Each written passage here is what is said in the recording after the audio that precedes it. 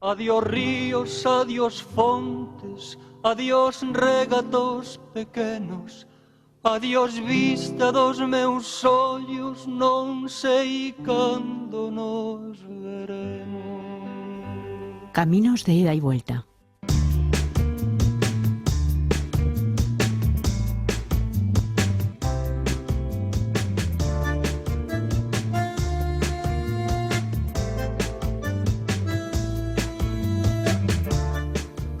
Muy pocos españoles saben que los virreyes fueron los responsables de que hoy podamos ver en el Prado obras tan importantes como la ofrenda a Venus o la Bacanal de los Andrios de Tiziano.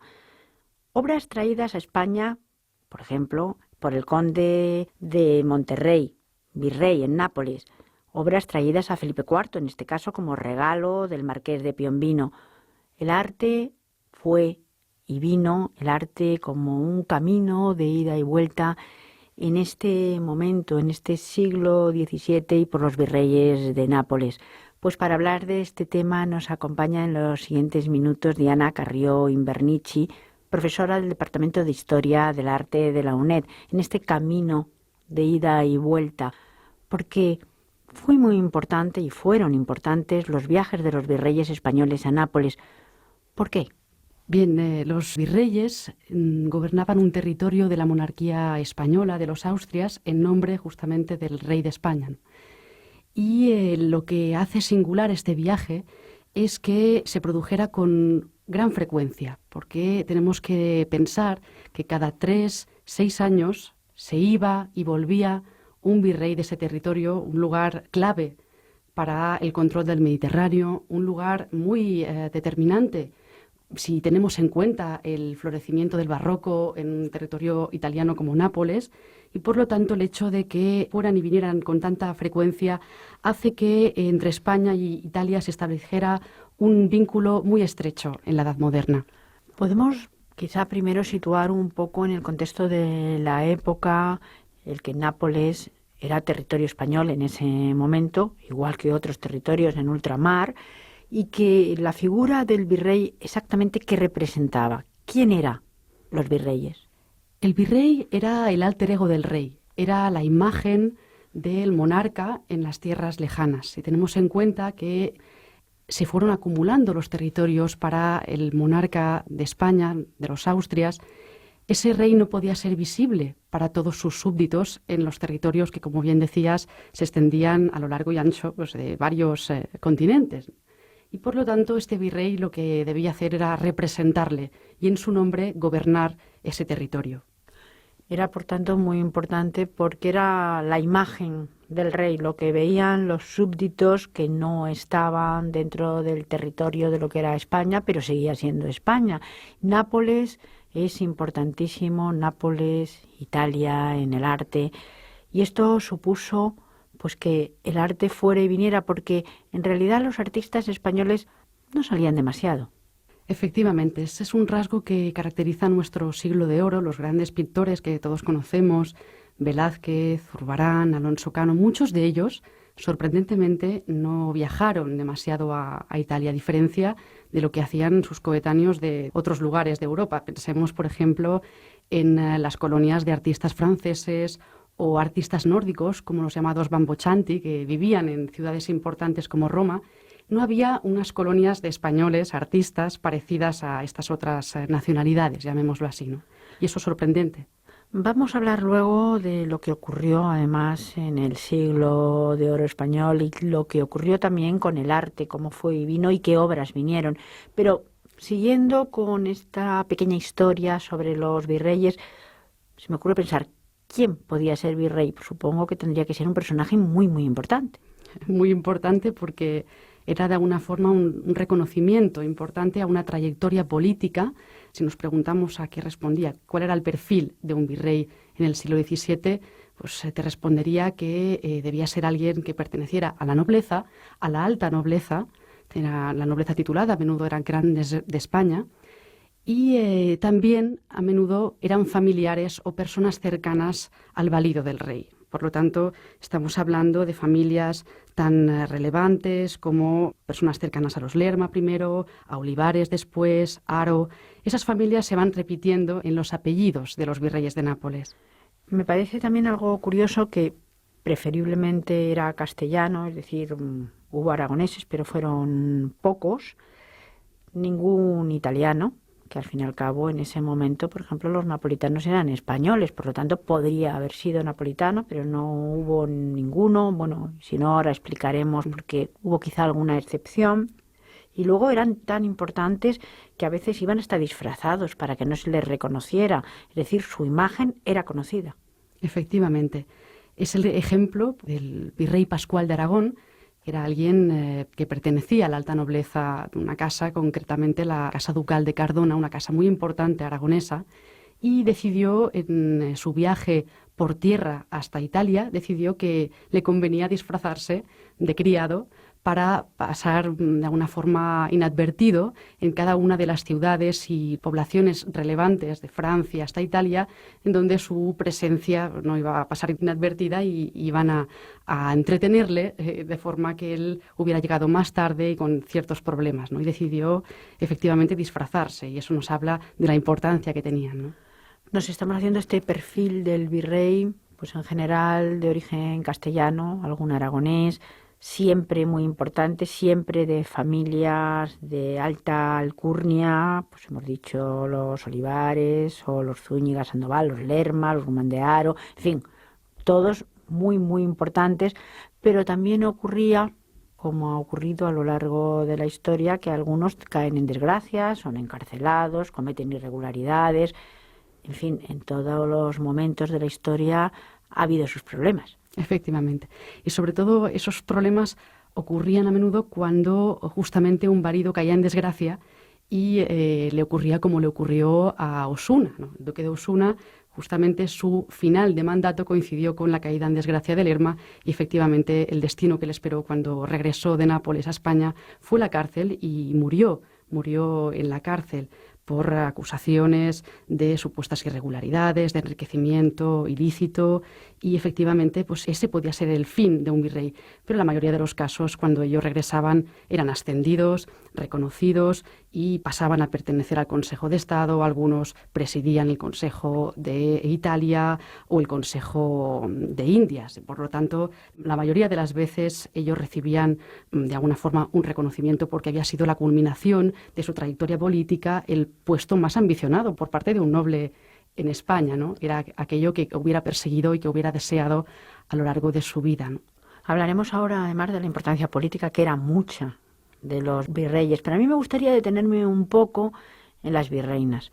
Yo supongo que no habría ninguna virreina, quiero decir, que ejerciera como primera el cargo, sí sería mujer de.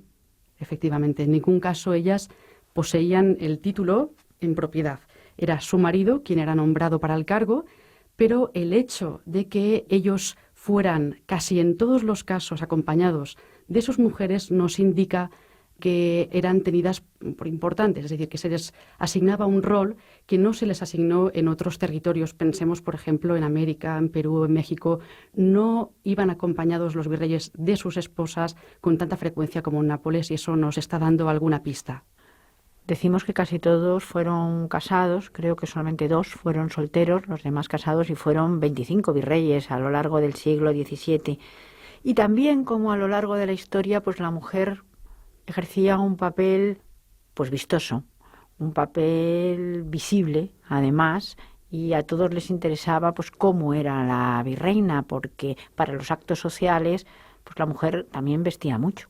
Hemos de tener en cuenta que una de las armas que utilizaría el virrey y su familia para asentar el poder español en un territorio clave como Nápoles era justamente el de su participación en el mecenazgo de la ciudad, el mecenazgo artístico, su participación en ceremonias públicas, en fiestas, y allí era justamente donde vemos que la virreina desarrolla un papel importante, porque es muy visible acompañando al marido y en ocasiones incluso lograba alterar las tradiciones establecidas en las fiestas, por ejemplo, siempre mirando, buscando una mayor visibilidad de España en Nápoles, ¿no? Algunas virreinas fueron hijas, nietas o hermanas de virreyes de Nápoles, además de las esposas que ya estamos hablando. ¿Podemos poner algún ejemplo? Si repasamos la lista de las virreinas, nos damos cuenta de que en muchos casos ellas tuvieron, antes que sus maridos, un conocimiento directo, anterior y más amplio de Italia, de lo que era la realidad italiana, que sus maridos.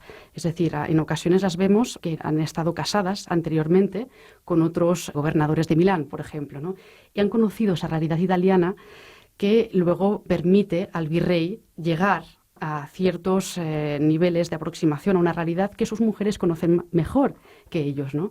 Estoy pensando en el caso de Ana Fernández de Córdoba, que se casó con Pedro Antonio de Aragón en la segunda mitad del XVII y ella conocía antes que él Italia. Hay otros nombres, como por ejemplo Mencía de Mendoza, Zúñiga y Requesens. Este caso es el de la hermana del anterior virrey de Nápoles, Juan de Zúñiga y Requesens, es decir, mujeres que ya conocían de primera mano pues el cargo y conocían también la actividad que tenían que desarrollar. Y en cuanto a la importancia política de los virreyes, ¿era como llegar a la cumbre? ¿Era casi como ser un valido y en este caso y también en el caso de Nápoles todavía más importante que en otros? Sí, desde luego, sobre todo porque el virrey en Nápoles controlaba una hacienda, controlaba unos recursos económicos que no tenían parangón en ningún otro territorio de la monarquía. Allí iba a poder disponer de unos recursos que le permitirían gastar más en fiestas, en construirse una residencia digna de reyes, en poder rodearse de los artistas más conocidos de la época y, por lo tanto, era un lugar de prestigio para familias. No debemos olvidarlo, pertenecían a grandes linajes. Ya hemos dicho al principio del programa que los virreyes eran la imagen del rey. En este caso, cuando los reyes no estaban lejos, pues la imagen eran ellos. De hecho, en Nápoles creo que había y se decía pues precisamente eso, ¿no? Capaccio, que es un cronista muy conocido en Nápoles, decía lo siguiente, voy a citarlo en italiano: «E mentre i re sono lontani, con la presenza, essi, i viceré, partecipano e comunicano i loro splendori. Che volete, sono padroni e questo basti». Es decir, mientras los reyes están lejos, con su presencia los virreyes transmiten su esplendor. ¿Qué queréis? Son los dueños y ya está. Desde luego era del todo explícito. ¿Y cómo se representa al virrey en el arte? Bien, les vemos retratados a la española, sobre fondo neutro, con su insignia de la orden a la que pertenecían, a menudo con signos que hablaran del desempeño de su función. Podía ser pues, con una carta en la mano, un escritorio, pero además hay otro rasgo que les hace especiales, y es que podían aparecer representados a caballo, y eso en sí ya era un privilegio, ¿no? Cualquier gobernante español en otros territorios no podía ser representado a caballo como sí podía un rey, por ejemplo, ¿no? Y eso, una vez más, nos está hablando de la gran importancia que se asignaba a ese cargo, ¿no? Pensemos, por ejemplo, en los maravillosos retratos que hizo Massimo Stanzione de algunos virreyes, como el conde de Oñate, podemos ver hoy en el Instituto Valencia de Don Juan, o otros retratos. Estoy pensando también en Medina de las Torres, que de nuevo se nos representa a caballo sobre el fondo de la bahía de Nápoles. Hemos comentado que el arte llegaba a España pues en muchísimas ocasiones a través de los virreyes, bien por encargo, bien como regalos. De esto hablaremos también después, pero había que hacer un viaje real. El virrey se tenía que trasladar de España a Italia. Era un mes que ¿qué es lo que llevaban en el equipaje y cómo lo hacían? Tengamos en cuenta que el viaje iba a durar un mes, pero iban a estar en Italia por lo menos 3 años, si no más. Por lo tanto, iban a ir acompañados de su numerosa familia, su séquito. Iban a llevarse, por supuesto, todo su ajuar, los objetos que también les iban a resultar útiles como regalos a dignatarios diplomáticos, agentes, a los que de alguna forma también querrían agradar en nombre del rey para conseguir ciertos favores, ciertos objetivos políticos, ¿no? Por lo tanto, vemos que se llevaban desde platería, esculturas devocionales, chocolate, que era muy importante como regalo. Era un regalo que era considerado como un distintivo de regalo español. Se llevaban paño fino de Segovia, que también era muy prestigioso. Se llevaban pastillas de olor, de las que nos habla Calderón, por ejemplo, en sus autos sacramentales. Y también les gustaba mucho llevar como regalo, como homenaje, los guantes perfumados de ámbar, también se les llamaba, ¿no? Se llevaban, por tanto, todo lo que a ellos les parecía importante para poder estar un largo tiempo. Hay que decir que el olor en ese momento era algo bastante importante porque era difícil de quitar, el baño no era tan frecuente y todo lo que era oloroso era importante. Y luego ese séquito, que era familia, secretarios, criados. No me extraña que tardaran un mes porque se lo llevaban todo. Y Vía, ¿cómo lo solían hacer este viaje? ¿Cogían un barco? ¿Cómo lo hacían? Lo más frecuente es que fueran por mar, en barco, que se embarcaran o en Barcelona o en Alicante o en Cartagena y de allí se dirigieran por mar, como decía, hasta las costas de Génova. Allí se iban a entretener unos días porque el dux de Génova les iba a querer agasajar y entretenerles durante un tiempo para que conocieran la ciudad. Y a partir de allí o bien se embarcaban de nuevo para ir hacia Civitavecchia o bien Gaeta, que era un puerto español en tierras del Papa, del Estado de la Iglesia, y ya luego proseguir el camino hasta Roma por el interior y de allí bajar a Nápoles, o bien, como decía, desde Génova hacían todo el camino por tierra.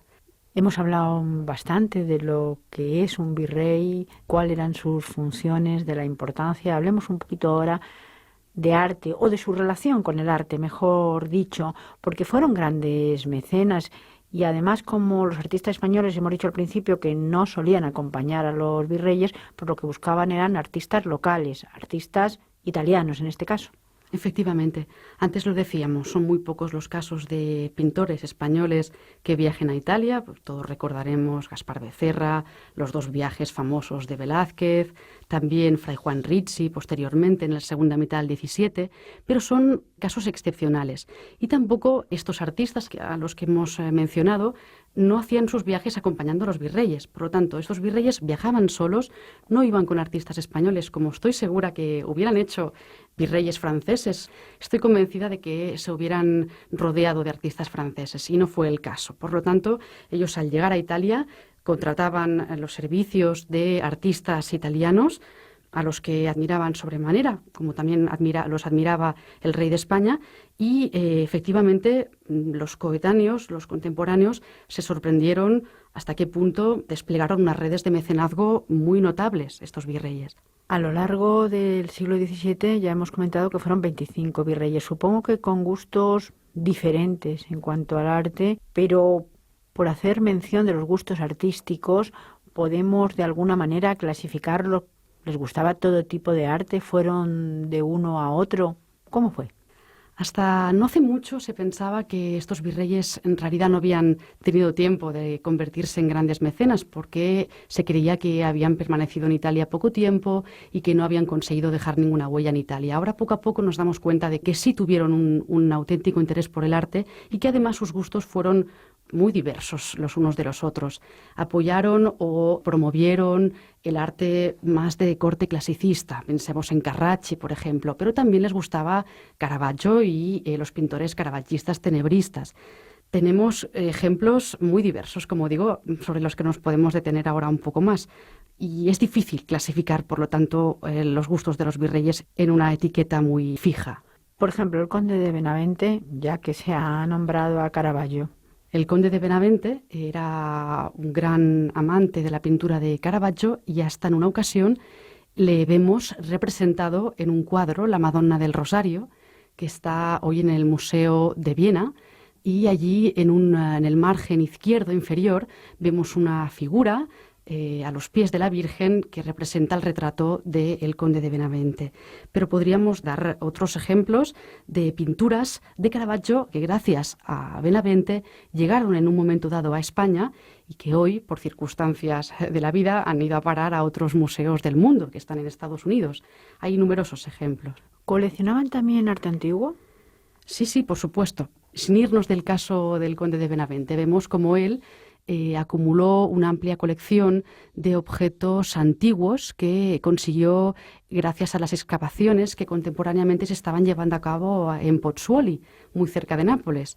Y él extrajo esas piezas de Pozzuoli, como decía, y las llevó para decorar su jardín vallisoletano en España. También les gustaba lo extravagante, lo maravilloso y hasta lo monstruoso. Es el caso del tercer duque de Alcalá, pero el caso del duque de Alcalá tampoco fue excepcional, porque ese interés por lo maravilloso y a veces también lo monstruoso de las rarezas que ofrecía la naturaleza era algo muy de la época, incluso me atrevo a decir de muchas otras cortes europeas, incluso del Renacimiento. Y lo vemos, por ejemplo, en el encargo que llevó a cabo el duque de Alcalá de la conocidísima por todos Mujer Barbuda de Ribera, que hoy podemos ver en el Hospital Tavera de Toledo. Ese cuadro fue un encargo del duque de Alcalá y hizo llamar a Nápoles una mujer que existió en la realidad, que se llamaba Magdalena Ventura, vivía en una población alejada de la ciudad de Nápoles, y la hizo llamar porque su caso se hizo famoso. Una mujer barbuda, como hubo otros casos en la época, que despertó la curiosidad de las gentes en Nápoles, fue llamada para que Ribera la pintara, ¿no? Y esa obra, gracias al duque de Alcalá, llegó a España. Es una obra que, claro, llama la atención por lo excepcional del tema, es sobrecogedora, es una obra sobrecogedora, ¿no? Y vamos a hablar de obras públicas, porque también invirtieron en obras públicas en Nápoles los virreyes. Lo hicieron la mayoría de las veces como arma para la propaganda española en Nápoles.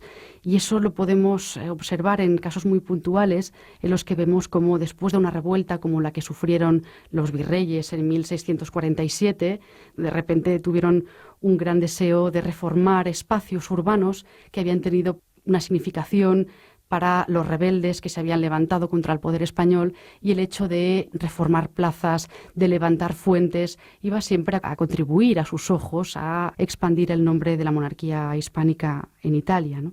Y por lo tanto sí, contribuyeron a reformar el puerto, el frente marítimo de la ciudad y numerosas plazas de la ciudad de Nápoles. También supongo que tendría influencia pues en los palacios españoles y en los conventos españoles todo lo que se trajo y el arte italiano.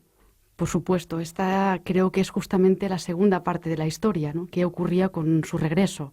Cuando estos personajes volvían, al finalizar su estancia en Nápoles, causaban una gran expectación, y los viajeros en Madrid y en distintas ciudades de España nos cuentan cómo les recibían con gran curiosidad, porque sabían que iban a regresar con unas colecciones, unas bibliotecas riquísimas, unas obras de arte esplendorosas, y iban a montar un palacio nuevo donde de alguna forma dar a conocer a las élites de la época cuál había sido su papel en la ciudad de Nápoles y cómo habían podido reunir tantos tesoros.